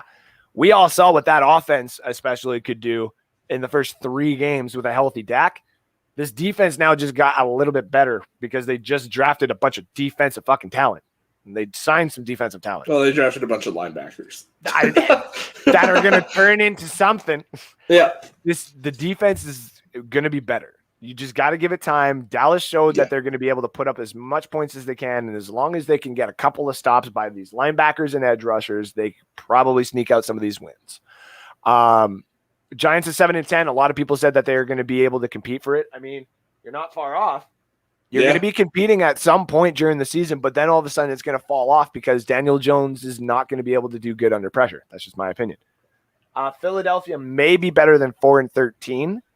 But as of right now, I have them as the number 1 pick in the draft at 4-13. I just think it's a fuck show there, man. It's a fuck show. Tampa Bay at 14-13 raised the roof, as you guys saw. We got our 3 losses to Washington, New Orleans, and the Patriots. New Orleans doesn't make the playoffs at 7-10. Carolina 6-11, and Atlanta 4-13.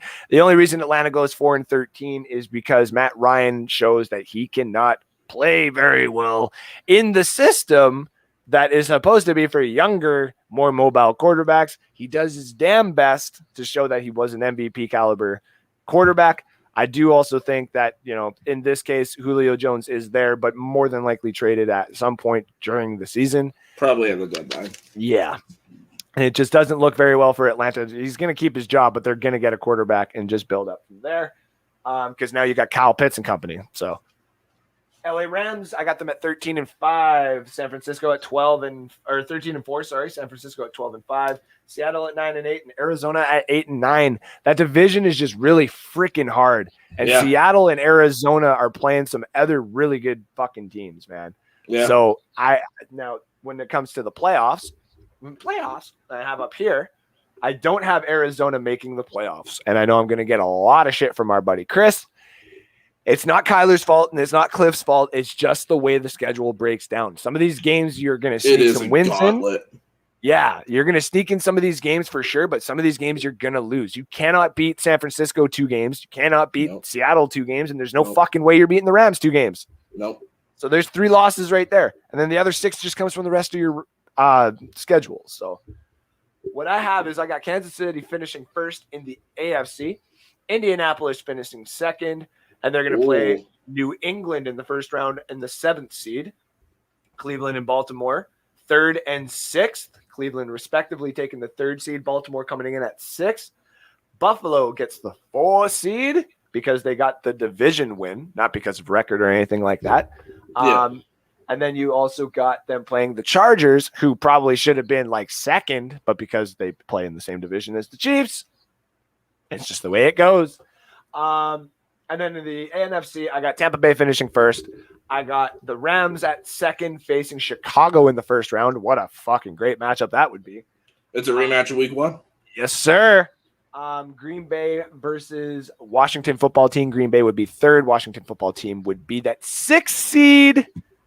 And then I got Dallas versus San Francisco with the 4 and the 5. Dallas. That's a fun game. And San Francisco finishing 5. That would be an awesome game. I think Trey Lance would probably see some time at this point, but I would be assuming it's just Jimmy Garoppolo. And even still, Garoppolo would be putting up points. Dak would be putting up a bit of points, but it would be basically Dak versus a really good fucking defense at this point. Yeah. And I think Dak just needs to prove a little bit more that he can be consistent, and he would probably get that win. But the wins come out as San Francisco would take it. The Rams would take it. Washington football team would take it, and Tampa Bay would take it because you got Tampa Bay versus Washington football team, the Rams versus San Francisco in the 2nd round. Whereas in the AFC, I got Kansas City playing Buffalo, beating out the Chargers. And then I got Indianapolis beating out New England and Cleveland beating out Baltimore. So those would be your matchups there with Kansas City beating out Buffalo. I just think that's still too much talent, and Buffalo is still young, and they are getting it together. But it's McDermott versus Andy Reid at this point. McDermott is gonna eventually prove that he can fucking do this. But there's a reason why they went all defense in this draft. You got Rousseau. You guys can take a little bit of time to develop him and Ed Oliver and the rest of the company that's on that defensive line. Who they also got. Yep.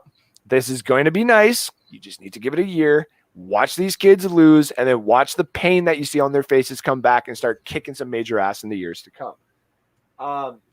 Indianapolis versus Cleveland. Sorry, Wentz. You were supposed to be a Brown. There's a reason why they didn't want you, and there's a reason why they traded away from that pick. They keep going. They got Baker, and they beat out the Indianapolis Colts in a close one. But I got Cleveland winning that game. In the NFC, I got Tampa Bay beating the Washington football team in a matchup, and it's going to be still close. This time I think it starts going into the 40s, like a 42-41 final. And when I say close, I mean fucking close. This is going to be the scary playoff game that we're going to talk about in this legacy with the Tampa Bay Buccaneers winning these Super Bowls. Is the Washington football team almost fucked it up for us twice. Yeah. And then the LA Rams playing the San Francisco 49ers. I went back and forth so hard on this. And I still don't know who would win this game. I would not bet on it. I would not coin flip on it. Yeah. I would not want any part of this game. But if you forced a gun to my head and said, pick a winner, I would take San Francisco. It would be amazing to watch Stafford actually pick apart that San Francisco defense if he could with the offensive weapons that he does have. I just think that the offensive line on the Rams needs a little bit more depth and a little bit more talent to stop some of that influx of speed and talent on the San Francisco 49ers fucking defensive line. My only question to that, to counter it, who's going to cover Kupp and Woods and all these guys? They got nobody at corner. See, now this is where my counter argument on this would be the only thing that would suck is watching Stafford play like he was playing for the Detroit Lions again, where he would have no time to pass it. And that's where I think it would happen. Like when he had Megatron, he had a number one guy where he's like, shit, I'm running. I'm going to just throw it up and see what can happen. Hall of Famer. Kupp ain't that. Woods ain't that. I mean, they do have that tight end who's, really, really tall. Higbee. But Higbee's not anywhere near Calvin Johnson material or even being a number one target in the deep zone for Stafford. I mean, Tutu may be the one that he actually goes to in that game. And I think it'd be short passes, hoping that he can get like a Tavon Austin type situation back in the Rams before, where it's like everybody else is covered, give it to the speed guy.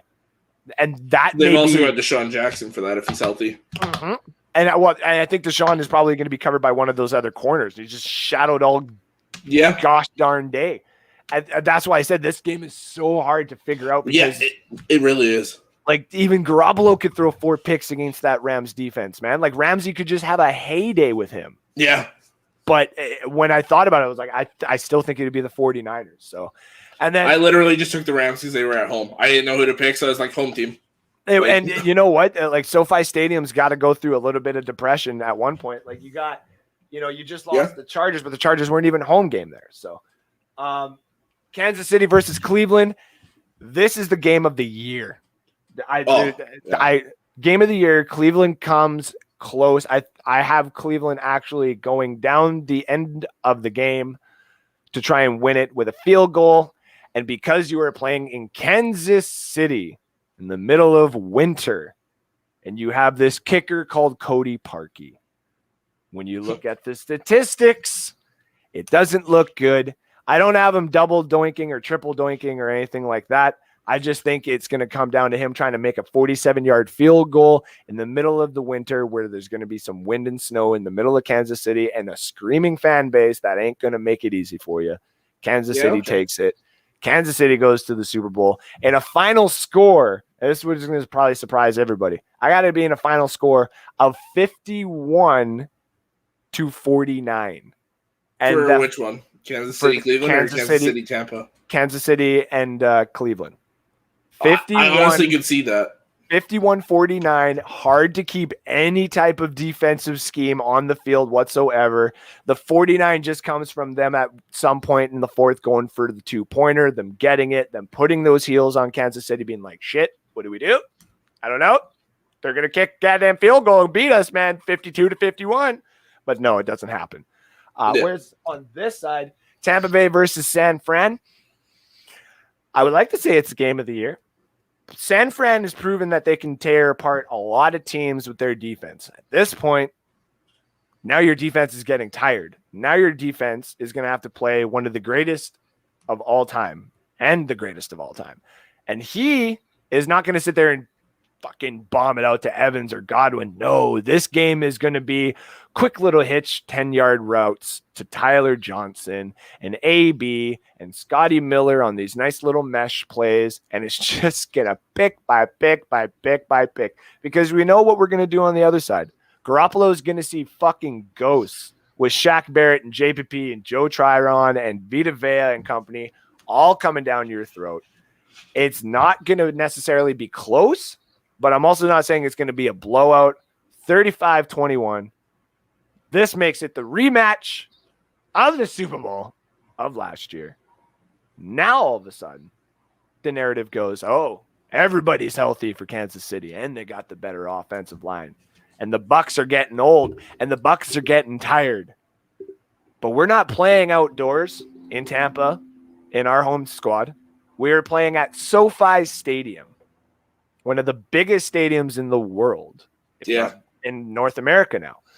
And it hosts 2 teams. One of those teams actually tried to get Tom Brady. So now Tom Brady gets to go in there and put on a show for a lot of fans for the last time he might have. And Patrick Mahomes wants to end this. But the problem is the Patrick Mahomes has no holes in his offense, but he has a hole on the other side of the team in the defense. And this is the reason why Tampa Bay continues to keep all of their offensive talent and sign as much offensive talent as they can, because once they get into a certain matchup, it's playing chess. And the one thing that they do not have is a corner that can cover deep threats. This is a Mike Evans style game. This is everything that the Bucs ever wanted and everything that the Chiefs wanted. This becomes a very close game to the end. But I still think the Buccaneers win it out.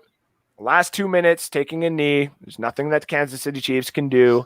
We win it 35-27. Nothing the Chiefs could do. We win the 2. To me, that one, that Super Bowl rematch is kind of like the regular season matchup you guys had last year. Yes. I can see them coming out with their hair on fire, scoring a couple touchdowns early, getting up, and then you guys just clawing your way back, and taking it right at the end.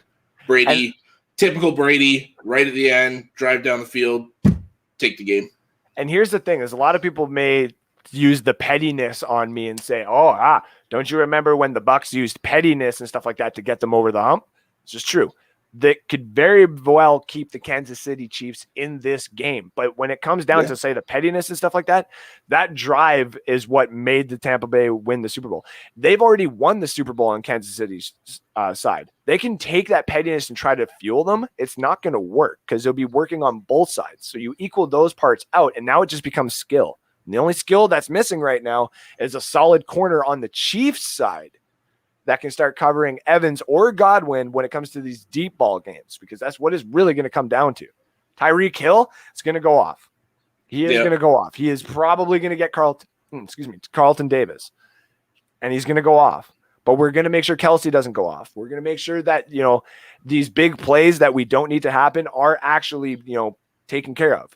But at the same time, this is not going to be just a blowout game in the Super Bowl. 35-27, the Chiefs would have gotten the ball. They can get that 8 points. Just the way it is. Very easily.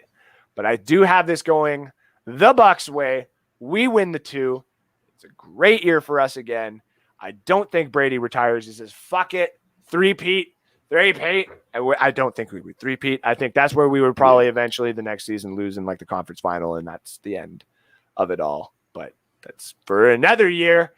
Ladies and gentlemen, this has been the season prediction 1.0 from me, Andrew Faubert, for the Tampa Bay Buccaneers, and Alex Loosemore for his Detroit Lions. We are still trying to find a Detroit Lion, say like a equivalent of Bucks Report, and we're going to send a damn article to them and be like, tell us what you think, read it, and weep.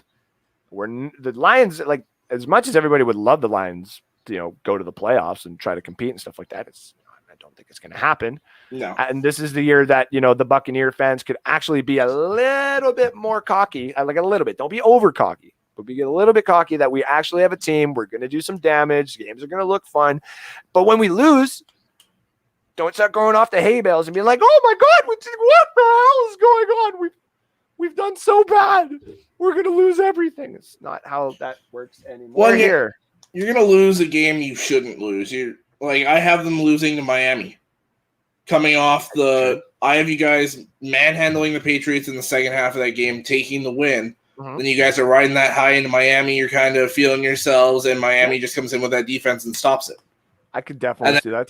Snap you guys right back into it. You're going to climb high again. And then the Giants or Washington or someone like that is going to bring you back down. Yep. And then it's going to wake you guys back up. You're going to climb up again right into playoffs. Like it's going to happen. It happens to everybody. We did it last year. I predicted too. I said 10-6 was my prediction, and the Bucs would be 6-6 last year going into the bye, and then winning the last 4 games of the season to basically put it in there for us. But we were 7-5 going in there and 1 out, so it was a little bit better. Let's go to the fans here. Sedin Stars of best NHL commercial ever too. Enjoyed after. You're not wrong. I know the commercial that you're talking about. I also really do when I put on sports highlights, I like to put on sports highlights randomly, like of certain players and stuff like that, like Vince Carter's times with the Raptors or Jason Williams. I like watching his highlights. Yeah. I do like watching Tim Tebow highlights. I'm not going to lie. Your Barry Sanders highlights last night when I was nice and drunk was really fun. But Sedin's are another highlight list that I like to put on. Alex, much respect, bro, but I don't see Lions 5-12. 3-14 is my opinion. Sorry, bro. No, that's all good. I prefaced it by saying I could Yep. see 3-14. I could see 7-10. Yep. I went right down the middle and said 5-12. Yep, he did. And I could completely see that, though. I saw that comment come in, and then I heard what you said, and I was like, yeah, he's good. Hello, gentlemen. Misador, how are you doing? Chiefs, Lions, I think they meant the line. Oh, Chiefs line won't be solid until week 5 or 6. That's true. I agree. It takes time to build it up. I say in my write-up week 1 that the game to watch is Chiefs-Browns. Mm-hmm. And the Chiefs steal it, but Garrett and Clowney have a day because that offensive line, the chemistry, all the communication, all your calls and everything, you're not going to be set on it just on training camp alone. No. It's going to take some time, all the starters together, hitting these bodies, talking amongst yourselves pre-snap, all that. It takes a lot of time. So, week 5 or 6 is right on the dot. Bolt smacking the Panthers 5-1 in the second period. Oh, wow. Yeah, I was going to say, let me go see my bets here quick. We'll see how the live bets are doing. It is currently 5-2 going into the third period. Miami and Milwaukee are playing right now. It's 24-22 for the Heat. Go into the baseball, see if any of the baseball bets were up. Nope, but the Yankees are up 3-0 on the on the Chicago White Sox. They're up 3-0 on themselves. Yeah. I was saying before that the White Sox were fun because they were winning me a lot of money. They've actually lost me money the last couple of days, so we stayed away from them. Yeah, they've kind of hit a rough patch lately. Well, they're playing some of the better teams now too. Yeah. So, but this Lightning line, I wish I would have taken the +2 on it. There's some juicy odds on that earlier. And I also got Brooke Koepka live bet right now to win the PGA Tour. Okay. Phil Mickelson and Bryson DeChambeau are coming up pretty quick here. I do obviously like Hideki Matsuyama because he won me a lot of money before. And I'm seeing him slowly climb up the boards here too. So I might be putting a $1.43 bet on him as we currently speak. Here we go. Hideki Matsuyama has a $1.43 bet on him, which a payout of $7.87. He's got plus 550 odds, and he's currently sitting in second. That's the one beautiful thing about golf is you can go and bet like $1 on Mickelson right now, Shambo, and even this Gostic, or whatever the hell this guy's name is. Bless you. Yeah, thank you. You could probably put like $1 on all 5 of the top 5 bets right now, and your payouts would probably be quite nice if any of those guys got. If you're just looking to make like another $3 or $4, because you know how the show likes to do it. We like to keep the betting nice and low because we don't want you guys to be poor like I am. We don't want you guys to be wasting your money on bets, especially with us, as you can see with our record down below that we have coming up soon here. Yeah, it's coming up. It's coming up. Man, just looking at the bets, I cannot wait for that Dallas Clippers series. I know. Oh, man. Record right now, 99, 107, and 3. The other day, though, give me a second. We were sitting at, we were in the well, we weren't positive, but we were 97, 97, and 3. So you guys know how bad the last 2 days have actually been. We talked about that one there. Yeah. What's up, fellas? From Stephen Glasker, one of the miscreants from the cheap seats. Hello, hello. Watson's jail sentence. We went over that one too. And then these records make the brain hurt with 17 games, something like 6. Yeah. You're not wrong. I feel that. I said before too, and I know some people weren't necessarily fans of it, like football players themselves. I wanted 18 just because it would be like that nice, perfect middle ground. Just take the other preseason game out and maybe throw the second bye week in there. But the NFL wants to make money off of those preseason games because they can go all these crazy places and see what's out there and expansion. Like I get it. I totally get it. But yes, it is a pain in the ass. So Ladies and gentlemen, 145 into the show right now, and we are complete. I've been wearing the Grizzlies hat today in honor of them beating out the Golden State Warriors and losing me like $35 last night. Those assholes. John Morant looked like a freaking superstar last night. I cannot wait until he actually starts popping off. And I really should not have sold his rookie card for like $50 before, because now, though I do have another one coming in. It's his college card, and I got it for like $4. That guy fucked up. Yeah, that's a steal. So, ladies and gentlemen, you know that you can follow this show and listen to this show on all social media platforms. You can check us out on Twitter, Facebook, and our site at northsportsdynasty.com. The show is always shared to every single place, and I will be updating the video content-wise onto our website here soon. And I will also be updating our current, platform that you see in front of us here, because it decided to fuck me this morning. So dumb, but I figured it out. Well, I was wondering why I kept getting emails, obviously from the North Sports email, about like the codes for StreamYard and all that. And I'm like, What is going on? Yeah, I was just so dumb. So, but yeah, you can follow Alex at Loosemore65 on Twitter, and just base Alex Loosemore on Facebook. Yeah, and then you can follow me at Andrew_Faubert on the Twitters, and then Andrew Faubert on Facebook, of course. Alex, it's been fun as usual. Yeah, it was a really fun episode. We're going to get torn apart eventually for this. So. Oh, yeah, definitely. Johnny will eventually come in here and watch this and go, your Houston take is so dumb. We'll have to get him on either next week, or I'll have to come on the other show, and we'll have to discuss these. Right? I want to see what he has to say about it. Also, yes, you guys can check me out on the Cheap Seats every Sunday, 6:30 p.m. Mountain Time. That's my time. And then 8:30 p.m. Eastern Time. That's your time. All right, everybody. Thank you for tuning in. Remember, Oilers, get some depth. Remember, Leaf fans, I always love you, but, it is what it is. My team do something. Do something crazy. Do something crazy. Give us something positive to talk about. I'll talk positively about your team when your team does something positive. And to Jeff Rathwell out there, always know that I love every single team's fan base and stuff like that. I don't hate your Canucks. I don't hate anybody's teams. We just love to talk crap about them, especially when this is a platform here where we're all friends and stuff like that. We don't hate each other for these takes. And if it ever gets too serious and stuff like that, me and Alex are the best moderators to have for it. And we'd be like, don't start crossing lines. Don't start making it personal.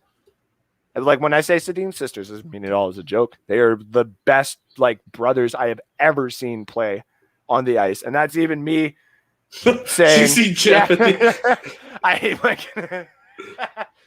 hey man, they got talent right now. I personally would like to have a couple of the players on from your Canucks on my Red Wings. So had they not had to sit for 2 weeks, you guys would be playing right now. I'll take Quinn Hughes and Elias Pettersson. You can have Larkin and some first round picks. Take Besser and Horvat. Yeah, I'll take them all. Demko and Holtby. No. I want I want the other goalie they got sitting in the minors there. Oh yeah, I know who you're talking about. What the hell is this buddy guy's kid there from the Islanders? Why can't I think of his name? Oh. I have his card oh wow, you scared the shit out of me. My wife literally just appeared right in front of my eyes. That was hot. Next year be better with Petty back. Yes, no, absolutely. You're not wrong. DiPietro, that's my guy. Yes. Thank you. That was going to hurt my brain. I actually think DiPietro is going to be fun when he comes up. So. Oh yeah, absolutely. But yeah, I'll take them all, please. I'll take you. You have all my future first round picks, and you can't have Larkin though, or Verana. Anyways, this has been North Sports Dynasty. Thank you everybody for tuning in. We'll talk to you next week, where we'll be talking about the playoffs. Everything else that we need to update you on. Thank you again for tuning in, and we'll talk to you next week as per usual. Ciao for now.